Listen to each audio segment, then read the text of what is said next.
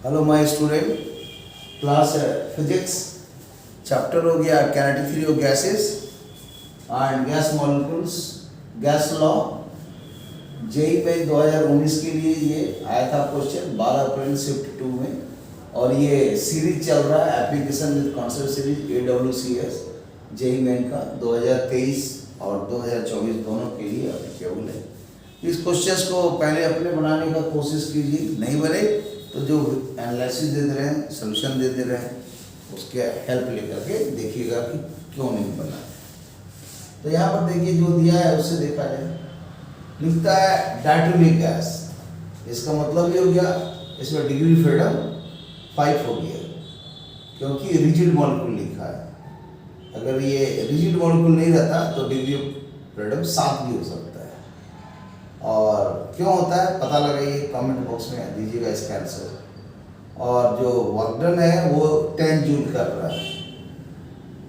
फिर लिख रहा है कब होगा 10 जूल, कांस्टेंट प्रेशर पर। तो कांस्टेंट प्रेशर का वर्क डन दिया हुआ है 10 जूल। फिर बोलता है कितना अमाउंट ऑफ हीट देंगे आप इस गैस सिस्टम में। तो सीधा using first law of thermodynamics, using first law of thermodynamics,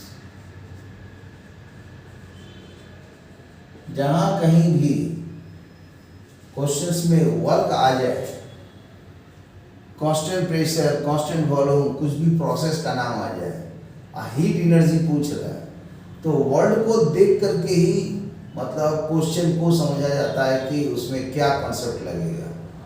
जैसे यहाँ लिखा हुआ है, थोड़ा एनालिसिस करते हैं, डायटोमिक है, इसका मतलब ये हो गया डिग्री फ्रीडम जो है डायटोमिक की वजह से डिग्री फ्रीडम हो गया 5, क्योंकि रिजिड मॉलिक्यूल लिखा हुआ है, और रिजिड नहीं रहता तब ये 7 हो जाता है। फिर वर्क डन लिखा हुआ है 10 joule expanded at constant pressure. तो इसको P कांस्टेंट है, इस प्रोसेस में वर्क डन 10 जूल दिया है। मतलब क्वेश्चंस को पढ़ करके जो लिखा गया है मैं कॉम्पैक्ट में लिख रहा हूँ। डिग्री फ्रीडम डायटोमिक गैस है, ये होता है 5। कैसे होता है तो 3 होता है ट्रांसलेशन मोशन का, और 2 हो गया रोटेशन मोशन का। और जो डायटोमिक है जैसे इस टाइप का है, तो इसके अलाउंग में जो भी निकालेंगे मोमेंट ऑफ इनर्शिया वो 0 हो जाता है।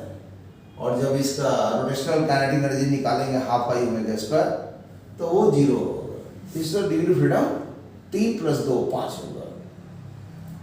और गामा जो है चाहेंगे तो इसका निकाल सकते हैं, तो गामा का आंसर डिग्री फ्रीडम से जुड़ा हुआ है D + 2/D।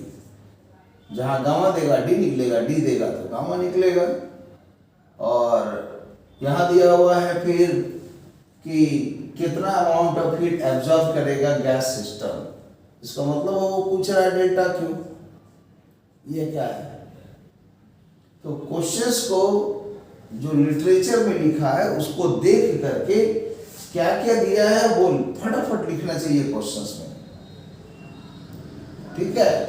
और अगर समय बचाना है तो मत लिखिए, उसको मन में ही एनालाइज करके रख लीजिए कि हाँ क्या क्या दिया हुआ है। वो भी आप कर सकते हैं अगर उतना कैपेबिलिटी है। तो इसमें जो लिखने में समय बर्बाद होगा ऐसा सोचिए, और नहीं समझ लीजिए फटाफट कि भाई ये 5 है, ये 10 है, डिग्री फ्रीडम का ये होता है, फिर ये होता है। तो इतना नहीं लिखेंगे तो मेरे अनुसार तो अच्छा ही है कि आपका मस्तिष्क में रहेगा कि क्या क्या है नहीं है। लेकिन आप चाहें तो आप इस कंसेप्ट का भी यूज कर सकते हैं। तो अब लिखेंगे यहाँ पर डेल्टा Q बराबर डेल्टा U डेल्टा W। अब यहाँ पर जो मेजर है डेल्टा W है, तो डेल्टा W क्या होता है पता ही है कि डिफरेंशियल W का इंटीग्रेशन किस प्रोसेस पर है, एट कांस्टेंट प्रेशर, या लिखेंगे P कांस्टेंट है। जो P कांस्टेंट है तो ये तो होता है P डिफरेंशियल V। पूरा हमने ड्राइव करके दिखा दे रहे हैं, हम मालूम है तो डायरेक्ट लिखिए। हम तो मान के चल रहे हैं कि मतलब याद उद रहता नहीं है, तो इसलिए कांस्टेंट ये बाहर कर दिए, डीवी हो गया। अब फिर इसको डीवी का भी हो गया, या V1 से V2 पुट कर दिए, P V2 माइनस V1 हो गया। और इसको ब्रैकेट में खोल देंगे तो इतना आएगा, PV बराबर NRT। यह सेकेंड स्टेट का, और पहला स्टेट में NRT1 होगा, NR कॉमन है, T2 माइनस T1 हो गया, यही है NR डेल्टा T है। मतलब यही वाला वर्क डन दिया हुआ है 10 जूल, ऐसे समझिए। तो जब तक ये डेरिवेशन नहीं मालूम रहेगा तो ये मेमोरी में रहेगा ही नहीं कि यही आंसर इसके बराबर है। तो क्या है, थोड़ा देर लगेगा, आधा मिनट या 1 मिनट आप सोच सकते हैं, तो ड्राइव करिए। फिर डेल्टा यू है, तो डेल्टा यू भी पता है क्या होगा, सेपरेट कर दे रहा है, NCV डिफरेंशिएटी। फिर CV नहीं पता है तो उसके लिए फिर सोचिए, तो क्या सोचिएगा, CP minus CV R CP by CV gamma. दो इक्वेशन, दो अननोन, कौन कौन, CP CV अननोन है, R गामा मालूम है, तो CP निकल गया, गामा CV पुट कर दिए, तो gamma CB minus CB R हो गया, CB निकल गया, R by gamma minus 1। CP निकालना रहेगा तो इसमें पुट कर देंगे, CP का जरूरत नहीं, इस पर छोड़ दिए। और यहाँ पर N का N आ गया, CB हो गया R बाई गामा माइनस 1 और डेल्टा T। और देखने से लग रहा है कि NR डेल्टा T तो एक ही साथ दिया हुआ है 10 जूल, तो यही वाला वर्क डन के बराबर है। ध्यान लिख देंगे, delta W by gamma minus 1। और अब इस रिलेशन का यूज करेंगे, तो डेल्टा Q, तो डेल्टा Q हो गया फ्रॉम फर्स्ट, डेल्टा Q को डेल्टा Q, और डेल्टा U का आंसर अभी निकाले हैं, delta W divided by gamma minus 1, और डेल्टा W वैसे ही छोड़ दिए, खाली इसमें गामा मालूम हो जाएगा तो बन जाएगा। और गामा कैसे निकलेगा, तो यहाँ पर एक फॉर्मूला लिखे हुए थे, D प्लस 2 बाई D, और डिग्री फ्रीडम 5 है, तो गामा कैंसिल हो गया, degree freedom 5 plus 2 by 5, 7 by 5। तो गामा 7 बाई 5 याद रहता नहीं है, तो ये फार्मूला रहेगा तब। अगर ये भी नहीं याद है तो इसको भी ड्राइव कीजिए, लेकिन चूंकि वीडियो बड़ा हो जा रहा है इसलिए मैं इसका भी यहाँ पर ड्राइवेशन नहीं दिखा रहा हूँ, ये कॉन्सेप्ट के मतलब में दे देंगे, और अगर डिमांड कीजिएगा तब, नहीं तो आप अपना कोई किताब से पढ़ के समझिए। तो इस तरह से यहाँ पर अब आएगा डेल्टा W कॉमन, और यहाँ आ जाएगा 1 बाई गामा माइनस 1 प्लस 1। इसको सॉल्व करेंगे तो आ जाएगा ऊपर में डेल्टा W, और एलसीएम लेंगे तो 1 plus gamma minus 1 divided by gamma minus 1, तो आ गया gamma by gamma minus 1 into delta W। अब पुट करेंगे, गामा कितना है, तो 7 बाई 5, यही गामा है, यहाँ से निकाले हैं, ये तो गामा है, तो ये गामा को पुट कर देंगे, तो यहाँ पर आ गया। इसके बाद का स्टेप्स में कि 7 by 5 divided by 7 by 5 minus 1, और डेल्टा W हो गया यहाँ पर जितना दिया हुआ 10। अब इसको सॉल्व करेंगे, जब सॉल्व करेंगे तो दिखाई दे रहा है कि ये तो 7 बाई 5 है, और ये सॉल्व करेंगे 5 पर गया, 7 माइनस 5 2 बाई 5 इंटू 10, तो ये 5 कैंसिल हो गया, तो 7 बाई 2 इंटू 10, ये इससे कैंसिल हो गया, तो 7 इंटू 5, ये आ गया 35। 35 देख रहे हैं कहाँ पर है, तो ऑप्शन बी में है, इसका मतलब हुआ ऑप्शन बी इज करेक्ट, तो लिख देंगे हम ऑप्शन बी इज करेक्ट। तो बहुत ही आसान है, बस फर्स्ट लॉ थर्डनेस का कमांड करिए, हर प्रोसेस का वर्क डन जानिए, ये जानिए, एनसीवीटी जानिए, और उसके बाद बन जाएगा ये। और इसको और भी एक अप्रोच से बना सकते हैं, आप लोग देख सकते हैं कैसे बनेगा। वह है कि मतलब डायरेक्ट इसको अलग से निकालना, इसको अलग से निकालना ना करके डायरेक्ट वहां से भी निकाल सकते हैं। कैसे, थोड़ा सा प्रयास करते हैं। क्योंकि ये प्रोसेस कांस्टेंट प्रेशर पर है, तो डेल्टा क्यू जब भी निकालेंगे तो ये होगा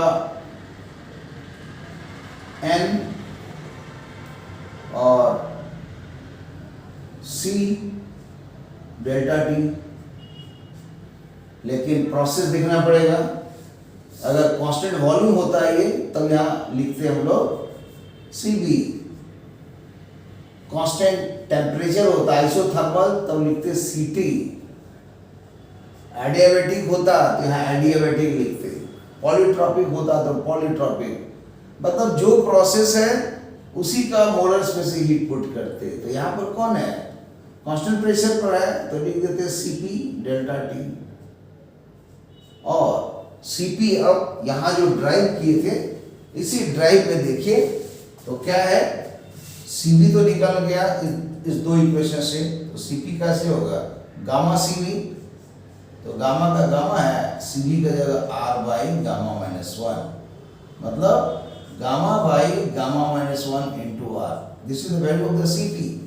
तो यही सीपी का यहाँ पर पुट कर दें, तो देखिए पुट करने से क्या होगा, एन हो गया और N2 में gamma R by gamma minus one, ये सीपी का वैल्यू हो गया, डेल्टा टी हो गया। और अब इसी को मिलाइए तो दिखेगा कि जो भी फार्मूला है यहाँ पर जो आया कि वर्क डन जब निकाले थे किसके लिए, कांस्टेंट प्रेशर के लिए, तो कांस्टेंट प्रेशर का वर्क डन तो देखिए यहाँ से ऐसे दिख रहा है, ए वाला 10 जूल, और यही तो एन आर डेल्टा टी का वैल्यू है जो क्वेश्चन में सप्लाई है। तो क्यों नहीं यहाँ एन आर डेल्टा टी को एक जगह जमा कर दें ऐसे, और यही वाला आंसर तो हमारा डेल्टा डब्ल्यू है। तो ये आंसर और ये आंसर